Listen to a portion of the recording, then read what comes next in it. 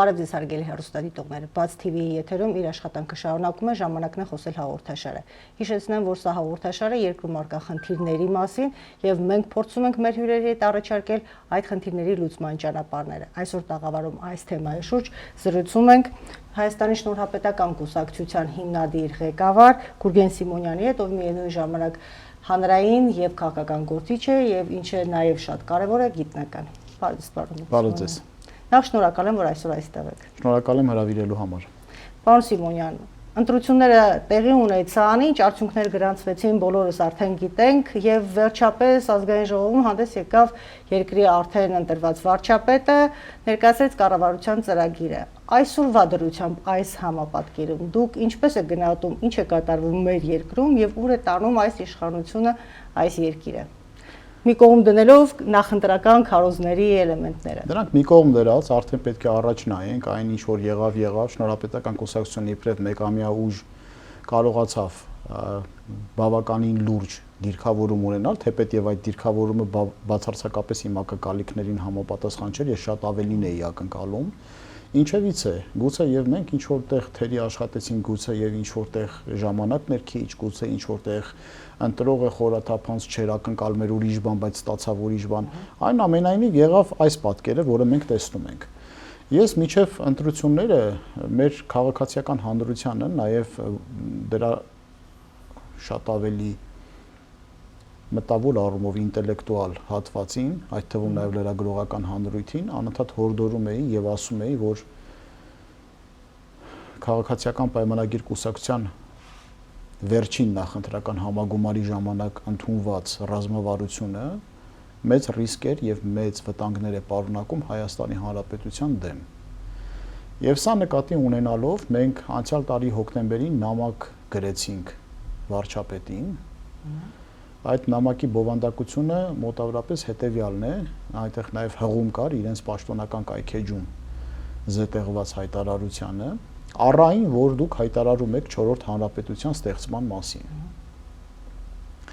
Նամակում մենք պարզաբանել էինք, որ Հայաստանի Հանրապետությունը թվագրումներով երբևիցե չի եղել, որևէ մի իրավաքաղաքական պայմանագիր չկա, որ ինչ-որ թվագրումներ նշված լինի Հայաստանի Հանրապետության կողքը, եւ իբրև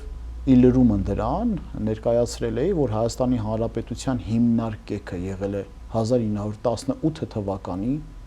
մայիսի 28-ին եւ ինչպես բոլոր պետությունների հիմնարկեքին, այնպես էլ եւ մեր պետականության հիմնարկեքին նախորդել էր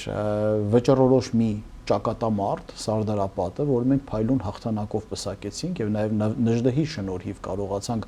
թուրք բոլշևիկյան ուժերին ջախջախել եւ կարողանալ պետականություն ձևավորել, ավաղ այդ պետությունը, որը միջազգային հանրության կողմից ճանաչված էր, 1920 թվականի դեկտեմբերի 2-ին բռնազավթվում է Խորհրդային Միության կողմից։ 1921-ին իհարկե ապստամբություն է տեղի ունենում, փորձում են վերաանկախանան, բայց դուք շատ լավ գիտեք փետրվարյան իրադարձությունները, երբ որ հայ մտավորականությունը ուղղակի պակի նկուղներում կացնահարում են, իսկի փամփուշտ էլ չեն կիրառում, որ կացնի ձայների եւ աղաղակների տակ Երևանը արթնացել էր։ Այնուհետև 1990 թվականի օգոստոսի 23-ին Հայաստանի Խորհրդային Սոցիալիստական Հանրապետության Գերագույն խորհուրդը հռչակեց վերաանկախացման գործընթացի մեկնարկը, որի թագնուպսակը 1921 թվականի սեպտեմբերի 21-ի համազգային համաժողովրդական քվեն էր, հանրաքվեն էր, որով մենք անկախություն ձեռք բերեցինք եւ ի լրումն դրան 1992 թվականի մարտի 2-ին աշխարհը կրկին մեզ ճանաչեց որպես լիիրավ ինքնիշխան պետականություն։ Եվ որպես արդյոք որպես իրավահաջորդ առաջի հանրապետությանը, որպես հենց նույն այդ հանրապետությունը, որը վերաանկախացավ։ Հիմա մնացյալ զեղումները, խորհրդային միության հանցագործությունները Հայաստանի Հանրապետության եւ հայ ժողովրդի նկատմամբ, դրանք 30-ամյա, 40-ամյա ժամանակաշրջանում, աստվածատուր ժամանակաշրջանում նոր անկախացած, նոր վերանկախացած Հայաստանի Հանրապետության էլիտան պետք է կարողանար պատշաճ կերպով լուծել։ Բայց ստացվեց այնպես, որ այդ պատերազմը խժռեց լավագույններին։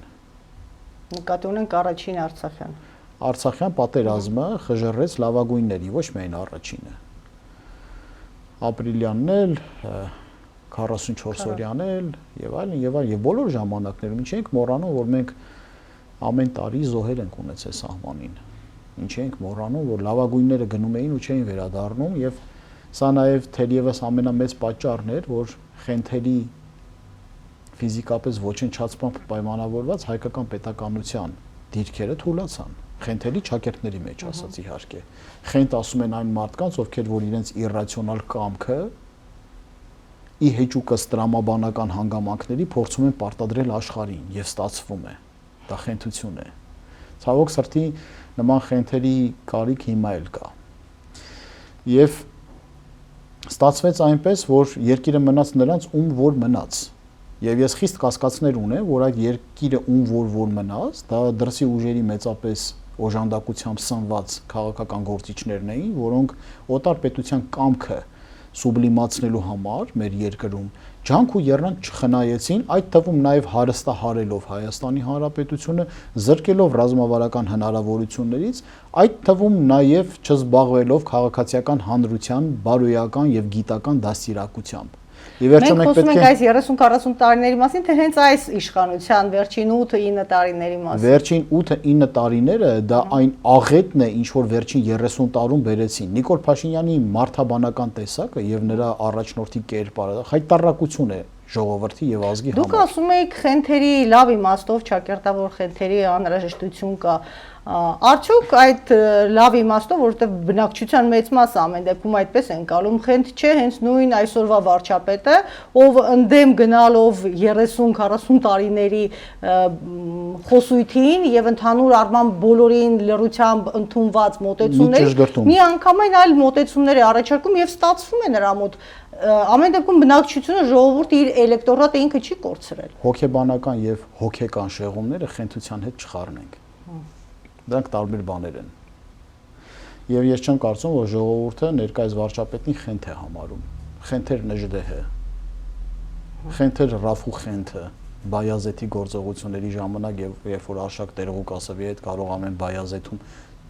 թուրքական բանակի դեմն առնեն։ Խենթը այն անհատականությունն է, որը թեպետ եւ գիտակցում է օրվա ժամանակի ռեսուրսների սակավության եւ տրամաբանական հաշվարկների բացը, այնուամենայնիվ այդ քայլին դիմում է։ Որտեղ երբեմն դու իրավունք չունես տուրք տաս քո հաշվարկներին, դու պետք է քայլդ վերցնես։ Այ քայլ վերցնող մարդկանց կարիքն ունի հանրությունը, եւ ես ինչի այս պատմական էքսկուրսը արեցի, որ նաեւ ասեմ, որ այդ նամակի մեջ մենք հորդորել էինք վարչապետ Փաշինյանին պատասխանի արդյոք նա այդ համագումարի միջոցով հայտ է ներկայացրել Հայաստանի Հանրապետության կազմաքանդման եւ լուծարման եւ նոր ինչ որ մի 4-րդ հանրապետություն ձևավորելու, որը դեռ հարց է աշխարհը կճանաչի թե չէ, որտեվ եթե դու նոր հանրապետություն ես ձևավորում, դու նոր ճակատամարտ ես ուզում եւ այդ նոր ճակատամարտը արդյոք հաղթել ես, որ կարող ամեն ինչ տրամաբանական է, ոչ մեկ մանանայի նման ընծա չի տալիս քեզ անկախություն, ազատություն, անկախության եւ ազատության համար պիտի մարդ մղել։ Հիմա չեք կարծում, որ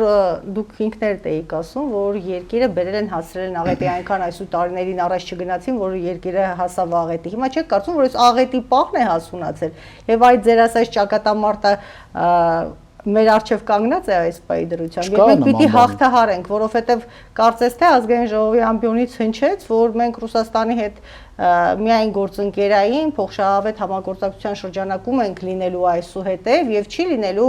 առավելություններ նրա Ռուսաստանի կողմը, ընդհակառակը հնարավորություն կա Եվրամիության հետ մեր հարցերը լուծելու, սերտացնելու առումով։ Դուք նկատի ունեք պատերազմ Ռուսաստանի հետ։ Ես թեկուզ ֆիզիկապես չլինի այդ պատերազմը, բայց լինի տնտեսական։ Այդ պատերազմը ընթանում է։ Դե սա խորանալու տեղ չունի, սա է, ինչ կա սա է։ Չի կարող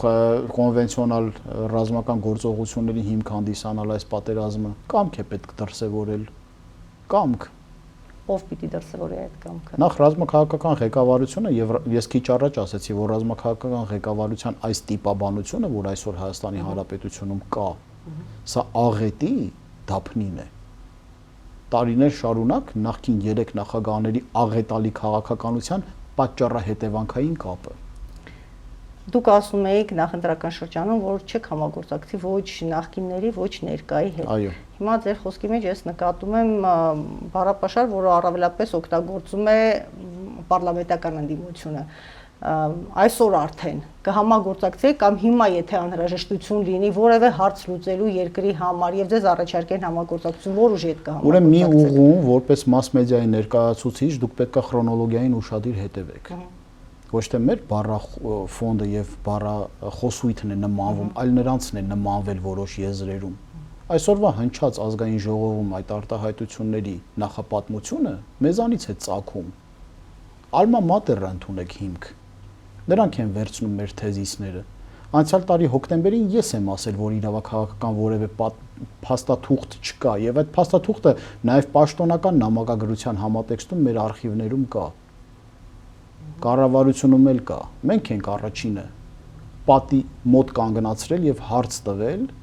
որ եթե չկա մի իրավաքաղաքական պայմանագիր, որով որ թվագրվում է որևէ մի Հայաստանի Հանրապետության տարատեսակ, որ գիտական հանրույթը որոշակի տարանջատիչներ առանձնացնելու համար դա արտահայտել է։ Դու որպես ռազմավարություն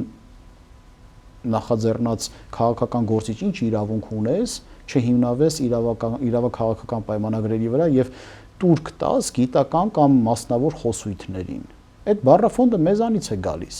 Մենք ինչ ենք հայտարարել, որ չենք պատրաստվում համագործակցել ոչ ներկա իշխանության, ոչ նախկին իշխանությունների, որտեղ մենք իդենտիֆիկացրել ենք, որ թե նախկինները, թե ներկաները նույնն են։ Նույնն են։ Եվ այստեղ վերջակետ։ Մենք մեր առանձին ինքնուրույն քաղաքականությունն ենք իրականացնում Հայաստանի Հանրապետությունում, բացառապես հիմնված մեր ռազմավարական հաշվարկների եւ հետազոտությունների վրա, նկատի ունենալով Հայաստանի Հանրապետության ազգային շահը եւ հայ ժողովրդի կենսական շահերն ու հետաքրքրությունները մեր պատմական բնորանում։ Երիցս պնդում է, որ որևէ համագործակցության հիմք չունենք ոչ ներկաների, ոչ նախկինների հետ։ Իսկ ինչով կարող եք օգնել ներկաներին եւ ընդդիմությանը եւ իշխանությանը, որովհետեւ ես այսպես կողքից դիտարկող մարդ, զգում եմ, որ կարծես մեր ընդդիմությունը, որը պարլամենտում ներկայացնում է ժողովրդի որոշակի զանգվածի ձայնը, չի կարողանում առաջարկ ներկայացնել։ Քննադատությունը շարունակվում է, առաջարկ չկա։ Նրանք ընդդիմություն չեն։ Մուտք գործելով պարլամենտ, նրանք արդեն դիմություն են։ Իշխանության տարատեսակ։ Ընդդիմությունը մենք ենք։ Հիմա դուք որպես ընդդիմություն ինչ եք առաջարկում, ստեղծած իրավիճակում ինչ պիտի անի երկրի իշխանությունը, որպեսզի երկիրը ել ավելի խոր աղետի առջև չկանգնի։ Չի կարող ոչինչ անել։ Այս խորհրդարանը փակուղի է։ Հունիսի 8-ին ես հանդես եկա քաղաքական հայտարարությամբ եւ հայտարարեցի, որ 2026 թվականի հունիսի 7-ի խորհրդարանական ընտրությունները լեգիտիմ չեն։ Եվ նշեցի պատճառները, ինչու լեգիտիմ չեն։ Լեգիտիմ չեն առաջին հերթին այն պատճառով, որ վարչապետ Փաշինյանը գլխավոր բանավեճի ժամանակ հայտարարեց, որ ռուսական ուժերի ներկայացուցիչներ կան Հայաստանի Հանրապետությունում քաղաքական դաշտներ նետված, որոնք մասնակցում են ընտրություններին։ Նկատի ունենալով Սամվել Կարապետյանի Ուժեղ Հայաստան քաղաքական հոսանքը։ Այդ դեպքում հարց հնչեցվեց անձամբ իմ կողմից, եթե նմանները կան, ինչի է պետությունը գրանցել եւ թույլ տվել, որ այդպիսի ուժեր օտարպետության շահերը ներկայացնող ներքաղաքական գործընթացներում ներգրավվածություն ունենան։ Ինչինի պատասխան հորդոր հնչեց, որը գուցե մենք դիմենք կենտրոնական ընտրական հանձնաժողով։ Ես անմիջապես հրաժարվեցի հենց տեղում պատճառաբանելով հետեւյալը, որ ես չեմ տիրապետում ինֆորմացիայի համար 1։ ԱԱԾ-ն իմ ձեռքի տակ չի, դուք եք տիրապետում այդ համապարփակ տեղեկատվության։ Երկրորդ, դուք ունեք համաժողովրդական քվե, ես չունեմ դեռ։ Եվ դուք իրավունք չունեք նորից գցեք ժողովրդի գրպանը այդ գործընթացը։ Բարի լինեիք դուք որպես այդ քվեն ստացած անհատականություն մաքրել Հայաստանի Հանրապետության ներքաղաքական դաշտը օտարերկրապետության վերահսկողությունից եւ ներկայությունից։ Եթե դա չեք արել եւ ազգային ժողով են անցնում նմանատիպ ուժեր, ստացվում է, որ ընտրությունները լեգիտիմ չեն։ Արդյունքներն էլ լեգիտիմ չեն եւ դրան մեջ մեղադրվում են փոխադարձաբար միմյանց մեղադրում են այսօր էլ ազգային ժողովում այդ մեղադրանքները մենք լսում ենք, բայց մենք ունենք այդ իրականությունը այսօրվա դրությամբ եւ ստորագրությունները դրվում են գործընթացները տեղի ունենում երկրի հետ։ Ես իմ հարցազրույցներից մեկում ասացի, որ սիրելի ժողովուրդ, հապճեպ հետեւություններ չենք անի, որովհետեւ այսպիսի մի հանգամանք էլ կա քաղաքական ճնշում կոչեցյալը, քաղաքական պրեսինգ, որը ներկա իրավիճակում Հայաստանի Շնորհապետական կուսակցությունը եւ Հայաստանի Շնորհապետական կուսակցության առաջնորդի իդեմս ինձ փորձում ենք իրականացնել քաղաքական ճնշման մեթոդիկան։ Ես չեմ կարող ասել, որ դա արդյունավետ կարող է լինել, բայց դա համենայն դեպս փորձի մի հանգամանք է, նաեւ մենք տարբեր տեսակի ֆորումներ ենք իրականացնում Հայաստանի Հանրապետության դեմ ծառացած օրհասական խնդիրների, որով նաեւ նամակագրությամբ, նամակների միջոցով հրավիրում ենք հասարակական դաշտում նմանատիպ խնդիրներով զբաղվող անհատների եւ կառույցների, այդ թվում նաեւ պետական մարմինների։ Պետական մարմինները ուղղակի ձայն բարբառո հանապատի չեն գալիս։ Իսկ ընդհանրապես ինչ ակտիվություն եք տեսնում հանրային դաշտում, հասարակական դաշտում։ Դեռևս մարդիկ սպասում են։ Մենք էլ ենք սպասում։ Ես ասել եմ, որ իմ վերջնական դիրքորոշումը կարտահայտեմ դեկտեմբերին եւ քաղաքական հայտարարությամբ հանդես կգամ փետրվարին եկող տարվա։ Եվ այստեղ մի շատ կարևոր հանգամանք, սիրելի ժողովուրդը թողի գիտություն ընդունի։ Այս պայքարը իմ անձնական գործը չէ միայն, սա մասնավոր սեփականություն չէ։ Ես որպես ձեզանից մեկը քաղաքացիական հանրության մի ներկայացուցիչ, որ չուզեցի արտագաղթեմ, որ չուզեցի կոմֆորտի զոնայում ապրեմ։ Դուք գիտեք, որ իմ ամբիցիաները բավականին վերահսկելի են իմ կողմից։ Ես կարողանում եմ ինքս ինձ վերահսկողություն հաստատել իմ անձնական ամբիցիաների նկատմամբ եւ իմ անձնական հետաքրքրությունների։ Եվ ես ինքնաբավ անհատականություն եմ ինձ համարում։ Ես կարող էի գիտությամբ զբաղվել հուր հավիտյան եւ երջանիկ ապրել։ Քաղաքական դաշտը առավել եւս դրա բացակայությունը ազգային իմաստով տոքսիկ միջավայր է։ Իմ նման բարի համբավ վաստակած անհատականությունը չէր ցանկանա երբևիցե որևէ adekvat իրավիճակներում մուտք գործեր քաղաքականություն։ Դա ինձ համար բավականաչափ խորտ եւ պայքարի ռազմադաշտ եմ համարում ես սա։ Հիմա եթե ես չեմ խորշել իմ անունը, իմ հեղինակությունը, իմ անվտանգությունը, իմ կոմֆորտը զոհասեղանին եմ դրել որպես հայի երեխա, որպես հայ մարդ։ Ծավալվում եմ այս գործընթացի ու քաղաքական պայքարի մեջ եմ։ Բայց ձեր ասելիքը որտեղ պետքա լինի, լավ։ Պարոն Սիմոնյան, ես ալտերնատիվան ստեղծեցի սկուտերի վրա, մաքուր, անաղարտ, որևէ կեղտոտ փողերի հետ գործ չունեցող, որևէ կեղտոտ մարդկանց հետ գործ չունեցող, լիակատար ձերբազատված թե արտաքին թե ներքին որևէ ազդեցության ուղղություններից, լիակատար, բյուրեղյա մաքրության ուղղակի։ Նման ուժ եթե լիներ, միջև Հայաստանի Շնորհապետական կուսակցությունը նման թափ ունեցող եւ հանրային հեղինակություն վայելող եւ այդ մասշտաբների, կարելի էր գնալ միանալ, ոչ թե նախաձեռնել, բայց չկար։ Ես այդ մասին եմ ուզում հարցը տալ։ Փաստը մնում է փաստ, բնակչության կեսից ավելին, ընտրող բնակչության կեսից ավելին չմասնակցեց առհասարակ։ Ինչու՞։ Խնդիրը հոգեբանության մեջ է, ուղղակի չեն հավատում, որ դաշտում հնարավոր է արդար անկախ տարդ լինի, հա, ուժ լինի։ Չեն հավատում, բայց դա ինքնաբերաբար արդեն պարտվողական դիրք է, հասկանում եք, որտեղ եթե դու չհավատաս անընդհատ, ով է դուժելու։ Այսինքն ռիսկի պիտի գնան եւ ընտրեն, Անընդհատ, չի ստացվի, նորից ընտրության հնարավորություն կլինի։ Գուցե եւ քաղաքագետ եւ քաղաքական գործիչ Գուրգեն Սիմոնյանի խոսքերը դուք համարեք որպես շահադիտական ինչ որ առումով, ապա դուք չեք կարող տիեզերական վարդապետ Նարեկացու խոսքերը համարեք շահադիտական։ Նարեկացին ասում է, որ ամենանողկալի արարածը դա հուսահատված արարածն է։ Հուսահատված արարածից նողկալի արարած գոյություն չունի, որտեղ հուսալքված անհատականությունը ինքն իրեն նետում է ամենախոր եւ անհատակ օվկիանոսի ամենախորը անդունդը, որ ամենահեռուն է պահում մարդուն Աստծուց։ Հուսահատված մարդու մեջ չկա սեր, չկա հավատ։ Այսինքն ինքն իրան լիակատար ձերբազատել է Աստծո հետ կոնտակտից։ Սա ինչ է նշանակում, որ տեզերական վարդապետը հայոց մեծ ուսուցիչներից մեկը դաս է տալիս 21-րդ դարյա հային եւ ասում է ով հայ դու իրավունք չունես երբևիցե հուսալքվես, հուսահատվես։ Ստեղից հետևություն, ինչ պիտի անես։ Պետք է միշտ ինչ-որ մեկին գտնես հավատալու համար, անգամ եթե միշտ խաբվել ես։ Պարոն Սիմոնյան, Բայց մենք մեր քաղաքական դաշտում մեկ այլ էլեմենտ էլ ունենք, որից չեն կարողանում ոչ մի կերպ խուսափել։ Խոսքը այն մասին է, որ ոչ ոք չի ուզում մյուսի հետ միավորվի։ Բոլորը ուզում են իրենք լինեն առաջինը, լավագույնը, կրկնելին եւ այլն։ Միավորվում են հավասարները։ Հավասարները արդյոք կմիավորվեն։ Միավորվում են հավասարները։ Երբ որ ինչ-որ մեկը գալիս է զորամբողջ 1%-անոց հավակնություններով, որ ռեալ օբյեկտիվորեն ունի,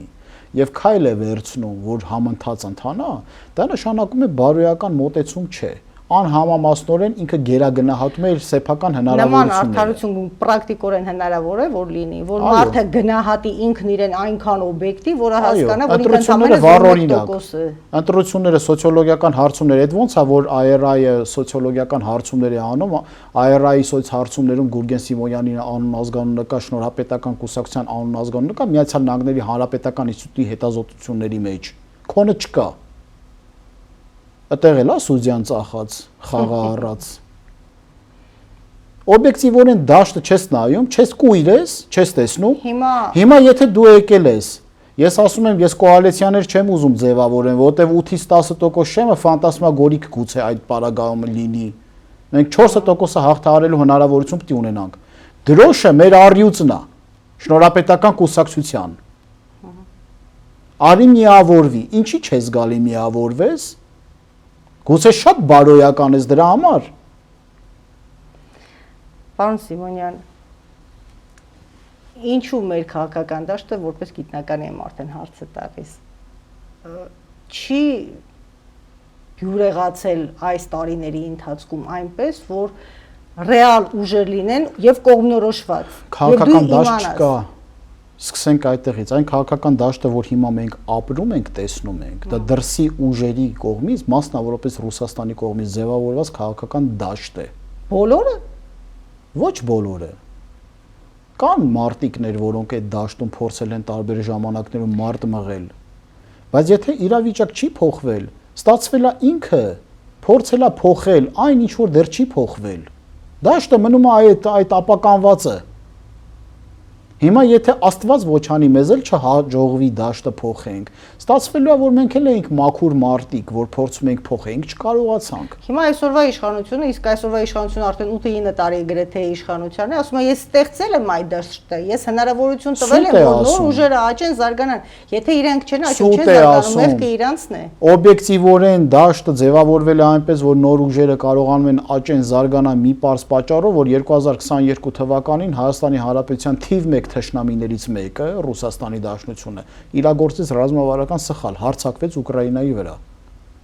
Եվ դա բերեց մի իրավիճակի, որ Հայաստանի Հանրապետությունում Ռուսաստանի դիրքերը նվազեցին։ Դիրքերի նվազման զուգընթաց ստացվեց մի իրավիճակ, երբ որ ֆոկուսի դաշտից քաղաքական դաշտը դուրս եկավ։ Եթե ես ձեզ հավաստիացնում եմ, Ռուսաստանի Դաշնությունը այսօր ներգրավված լիներ Հայաստանում այնպես, ինչպես որ ներգրավված էր 2020, 19, 16, 10, 1999 թվականներին մեր նման ուժերը գոյություն ունենալ չէին կարող, իմ նման քաղաքական գործիչներն էլ հետը։ Ես արդեն հասկանում եմ խոսքի ինչի մասն է, բայց եկեք հարցը մի փոքր այլ կողմից դիտարկենք։ Այս դեպքում մենք ուղակի փակուղու մեջ ենք եւ այլևս ոչինչ հնարավոր չէ։ Փակուղի չկա։ Կա փակուղի կամք դրսևորելու պարագայում։ Ոչ լեգիտիմ ազգային ժողովը պետք է լուծարել, իրականացնել արտահերթ խորհրդանական ընտրություններ։ Որքան իր գնահատում։ Միանգամայն։ Անցած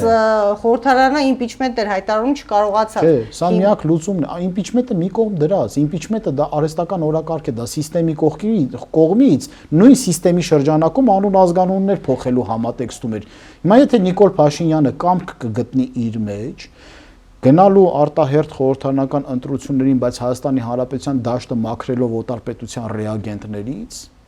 այդտեղից 0 կետից կսկսվի Հայաստանի Հանրապետության ազգային քաղաքական դաշտի կայացման աշխատանքները 0 կետից։ Իմպիչմենտ կոչեցյալ են, ինչ որ ուզում էին անեին, դա սիստեմի փոփոխություն չէր, դա անուն ազգանունի փոփոխություն էր։ Կոպիտ ասած, սիրելի ժողովուրդ, նրանք ասում են հետևյալը։ Ասում են, այն իրավիճակը որ կար, դա տես պետք է լիներ։ Ուղղակի այս իրավիճակում ճիշտ կլինի Սերժ Սարգսյանը կամ նրա աֆիլիացված մեկ ուրիշը կամ Ռոբերտ Քոչարյանը լինի, ոչ թե Նիկոլ Փաշինյանը։ Ինչու՞։ Որտեղ նրանք ավելի հարմար են կարողանում գրփեն-չրփեն։ Նրանք ավելի հարմար են կարողանում ձեզ մանիպուլացնեն, սիստեմը կառավարեն։ Հիմա Նիկոլ Փաշինյանը մենք մեղք ունենք, որ եկավ տեղավորվեց այս սիստեմի մեջ։ Սիստեմը բերվեց, բայց ինքը կարող սիստեմից դուրս գար։ Այս համանadrական Եռագլուխ հրեշ կոչեցյալը, որ ասում են ինձնից են լսել կրկին։ Էլի ռետրոսպեկտիվ հետ գնանք անցյալ տարվա հոկտեմբեր։ Ես մի երիս հրապարակեցի սոցցանցերում քառագլուխ վիշապի մասին։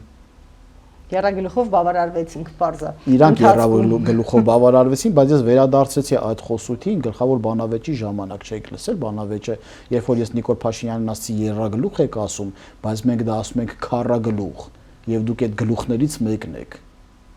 Որտեվ սիստեմի մեջ եկար մտար, եղբայր։ Հասկացանք սիստեմը քեզ բերեց։ Հասկացանք սիստեմը քեզ բերեց։ Ռուսաստանի Դաբրոն կար, ճակերտավոր ասած, Հայաստանի Հանրապետական կուսակցությունը քեզ ընտրեց վարչապետ։ Այնուհետև Հայաստանի Հանրապետական կուսակցության առաջնորդը նեղորեր չտեսավ։ Այնուհետև նրանց կադրային բազայի վրա հիմնվ չի տեսնում։ Չի տեսնում։ Այլ իշխանություն, նախկին իշխանությունների վարչապետները չեն տեսնում։ Իսկ ինչ էր այսօր օրինակ կատարում։ Թատրոն։ Ահա։ Թատրոն։ Դուք ամեն օր արթնանում եք խաղարկված թատրոնի մեջ։ Սա ալտերնատիվ իրականություն է ձևավորված, մոդելավորում են Հայաստանի Հանրապետության կործանումը։ Պարոն Սիմոնյան, շատ կարևոր բան եք ասում, բայց եկեք ընդունենք այն փաստը եւ հանգամանքը, որ ռեալ են, որ այն մարդիկ, ովքեր իրապես ամեն հանդիպմանը քաղաքացիական պայմանագրի հետ ասում էին, բա ուր են պատիժները, բա ինչու գումարները չվերադարձան, բա ինչու գողոնը չվերադարձավ պետական բյուջե։ Հիմա սա եւս թատրոն է։ Այս մարդը եկել է եղնիկներով, շապիկով։ Մյուսն էլ եկել է սպորտային կոշիկներով, որի մեկը տարբերվում էր մյուս ոդկի կոշիկից։ Ոնց ստացվեց պապական բարոնների կամ չգիտեմ ինչ դուքսերի ժառանգներ են, ոնց ստացվեց, որ այդքան մեծ հզոր կապիտալ դիզեցին։ Դուք կոպեկ առ կոպեկ գիտեք իրանց ունեցվածքը արտերկրում որն է։ Բայց չէ որ Հիմա ենթադրենք բերի ամբողջ այդ գույքը ունեցվածքը Հայաստանի Հանրապետություն որ կա վերադարձնի։ Մտածում եք դատարկվեց։ Արդյոք իրավաբանորեն դա հնարավոր է։ Արդյոք վաղեմության ժամկետ չի գործելու այս նմանատիպ գործերի դեպքում։ Չկա վաղեմության ժամկետ։ Դրա համար մենք առաջարկում ենք, որ լինի լուստրացիա։ Մենք որ ասում ենք լուստրացիա, իրանք հասկացան լուստրայի մասին, որ լուստրայի մասին ելներ կասեինք ջահ։ Հայերեն խոսալ գիտենք։ Լուստրացիա պիտի արվեր։ Լուստրացիան վերցրեցին, բզբզեցին, տեսան, որ կարող է հանգեն իրանց, անունը դրեցին վեթինգ, փչացրեցին, գցեցին մի կողմ։ Ցանկացած պետություն, երբ որ ազատագրվում է նախկին համակարգի աղետից, աներկբայորեն պետք է անցնի լուստրացիայի ճանապարհով, այլ մեթոդ չկա։ Դուք տեսնում եք Փաշինյանի գործունեության մեջ էլեմենտներ, որոնք նպաստում են իրական փոփոխությունների։ Վերջի կարծում եմ նա էլ չէ, բանական մարդ է եւ հասկանում է բավականին ճարպիկ է իդեպ եւ շատ լավ PR մասնագետ է ինքը իրենով եւ գուցե նաեւ իրեն հետ աշխատողները։ Բայց բավականին շատ սիրառատ խոսքեր արտահայտեցիք նրան։ Փաստը մնում է փաստ։ Ձեր ալիքը պետությունից։ Ոչ, փաստը մնում է փաստ, որ ցանկացած գաղափար, եթե նա որոշել է, որ դա պետք է հրամցնվի ժողովրդին, ժողովուրդը դա ընդունում է։ Այսինքն նա կարողանում է ստեղծել այն պարարտ հողը, որը ընկալում է եւ հետո բերք է տալիս այդ իր ուզած ծրագրով եվոլյուցիայով։ Շատ հնարավոր է, որ խափվի։ Ես ինձ էլ եմ համարում խափված 2018 թվականին, որտեղ անկեղծորեն հավատում էի նրանց։ Մտածում էի, ինչ ուզում է լինի Սերժից վատը չեն կարողանա լինեն։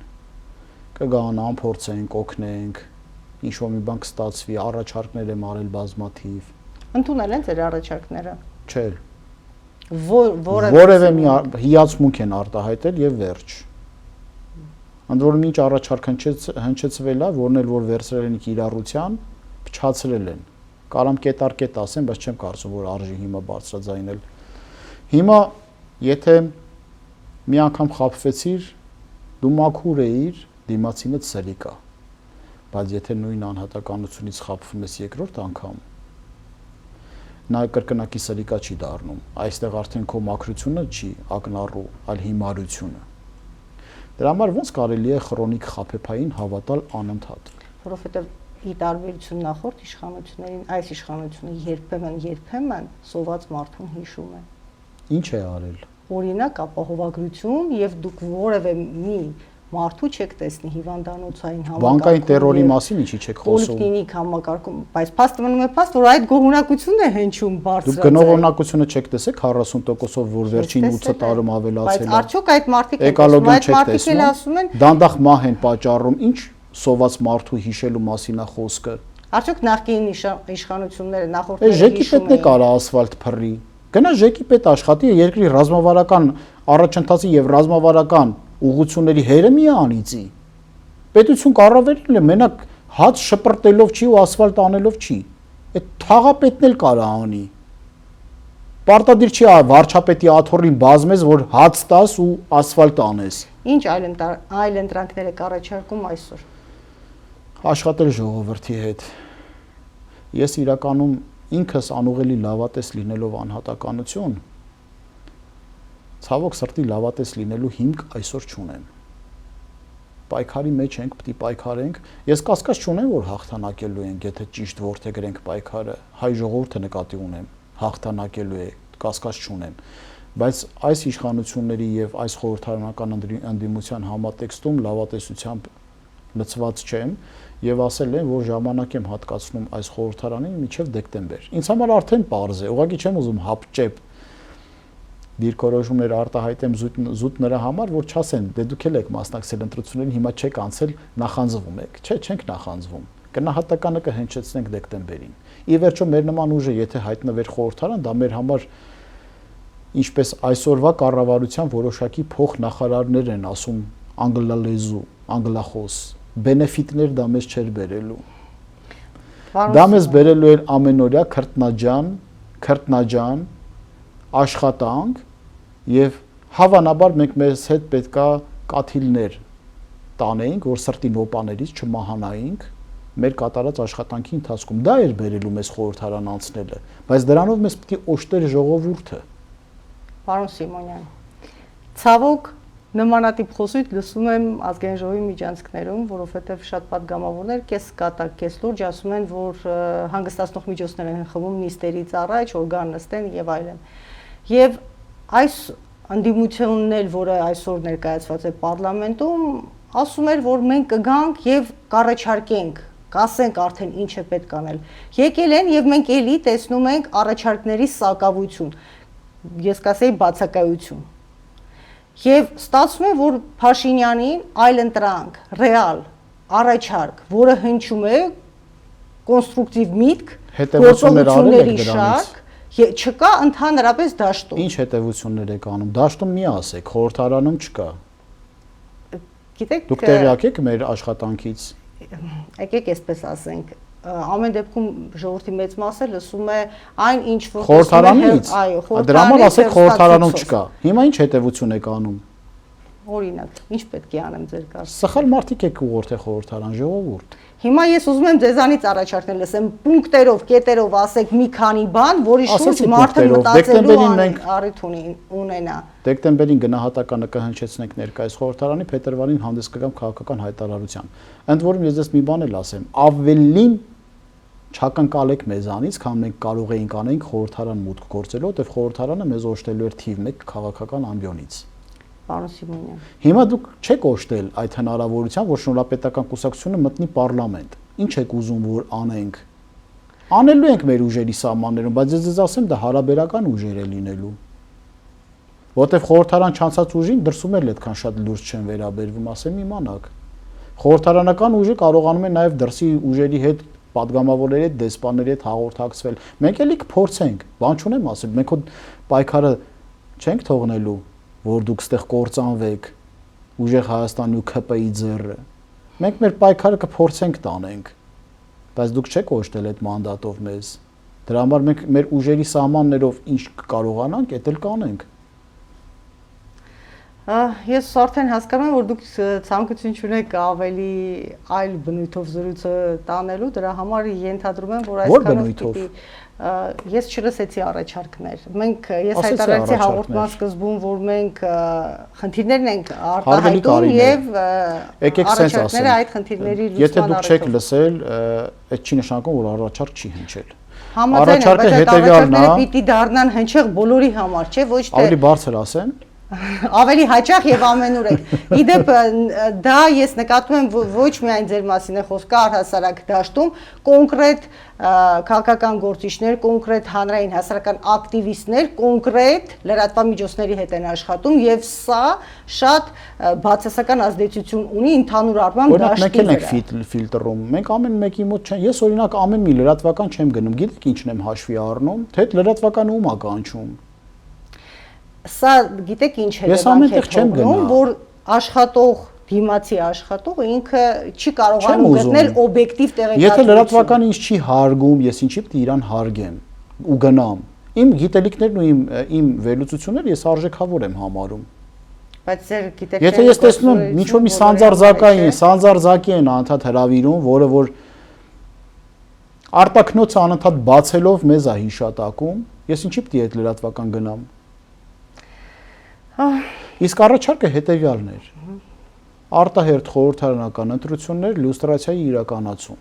Ոնց պիտի հասնենք դրան։ Փուլերը հետևյալն էին. դեկտեմբերին գնահատական կտանք այս ազգային ժողովին, փետրվարին կհնչեցնենք քաղաքական հայտարարություն։ Ես շնորհակալ եմ։ Ամեն դեպքում շնորհակալ եմ, որովհետև իրապես ես ինքս այն մարդն եմ, ով պարբերաբար այս տաղավարից հնչեցնում է կարծիքը, որ եթե ընտրող ընտրազանգվածի երկրով մեկ կեսից ավելին չի մասնակցել, ուրեմն չի տեսել այն ուժին, որին կուզենար տեսներ եւ սպասում է տեսնել, ես կուզենայի իմ գործունեությամբ բացահայտել այդ ուժին եւ հնարավորություն տալ, որպեսզի այլոք լսեն, տեսնեն եւ գուցե նոր մտքեր ծագեն եւ իրապես որոշում կայացնեն։ Ձեզ էր կանաչ ճանապարհ եմ մաղթում ձեր արդար գործում, արդար բռնած գործում, իսկ հայ ժողովրդին չհուսահատվեք, Նարեկացին է ասել։ Շնորհապետական կուսակցությունը կոչված է պայքար մղելու համար եւ մենք անելու ենք ամեն ինչ, որ մեր բոլորիս կողմից պաշտելի Հայաստանի Հանրապետությունը ոչ միայն մնա, այլ նաեւ զարգանալու եւ հզորանալու հնարավորություն վաստակի։ Դա մեր կոչումն է, մեր կուսակցության գլխավոր իմաստն է։ Շնորհակալ եմ, հուսով եմ կծառայեմ ի բարօրություն մեր հանրությանը։ Առաջ Աստված։ Հարգելիներս կհանդիպենք մեր հաջորդ եթերաժամին այս տաղավարում նույն օրը նույն ժամին ցտեսություն։